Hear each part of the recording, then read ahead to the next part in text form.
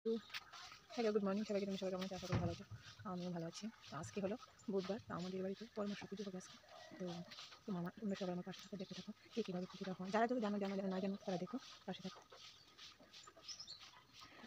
দেখো বাড়িঘর সব উঠান পাঠান সব লেখা পূজা দোয়া টোয়া সব হয়ে গেছে। এখন বাজে বেলা 6টা। তো সব ধোয়া পালা লেখাকুচি সব কিছু হয়ে গেছে। আর এইদিকে দুব্বা তুলে আনছে, মানে দুব্বার গনাপাজি করতে লাগে। দুব্বা দিয়ে 32টা করে মোটা বানতে হয়।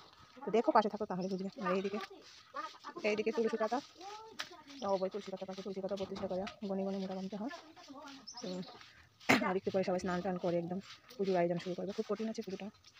এইদিকে তানিশা, তো পুজোটা খুব কঠিন পূজা, পরিশ্রম করতে লাগে ধান টান জন্য। তো তোমরা পাশে থাকো, দেখতে থাকো।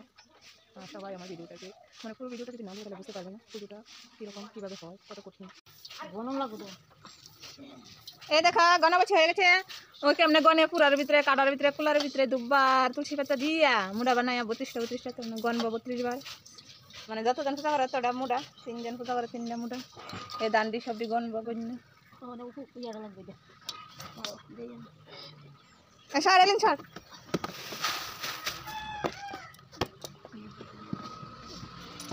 খারি পুরা কুলা দিয়া গনে।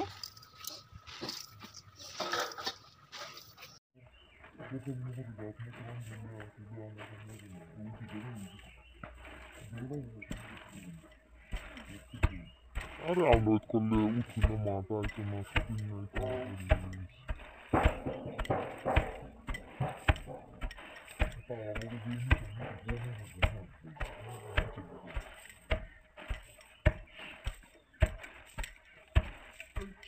নাই,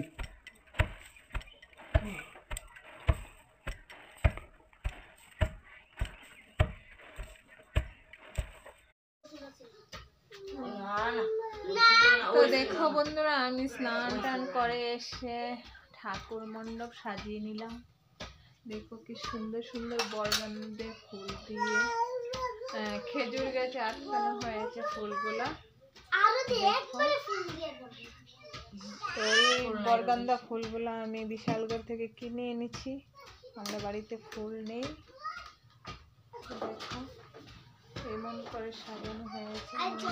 সাজানো হয়ে গেল আতপ চাল, তিল, দুব্বা, ঘি, মধু, বেলপাতা, ফুল, অর্তকি সব রেডি করা হয়ে গেছে। দেখো মাটি দিয়ে ঘট বানা গেছে, ঘরের ভিতরে চাল ধান কত কিছু লোন লাগে, তিল।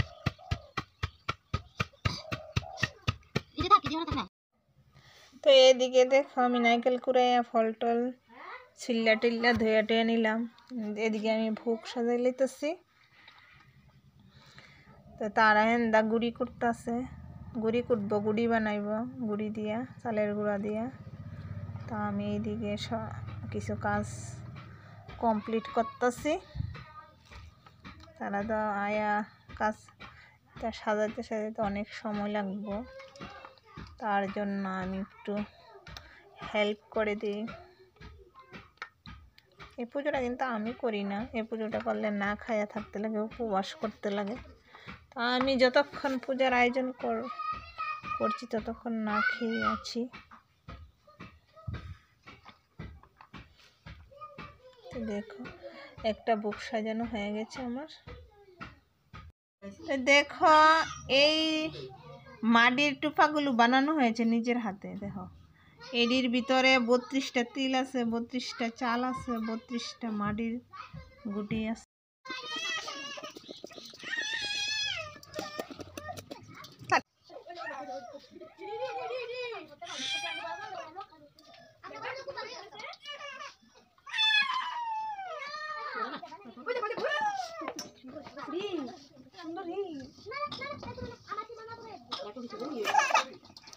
দেখা সবাই মিলে গুড়ি বানাইতেছে এখন। এ দান্ডিরে চাল করছে, চাল গুড়ি করছে, গুড়ি দিয়ে গুড়ি বানাবে সব। আর এইদিকে পূজা রেডি, অনেক ঠাকুর খেয়ে গেছে।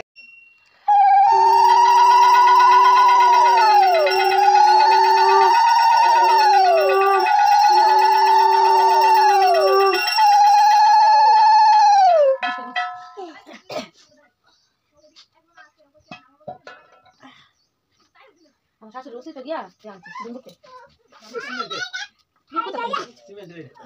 বুঝি না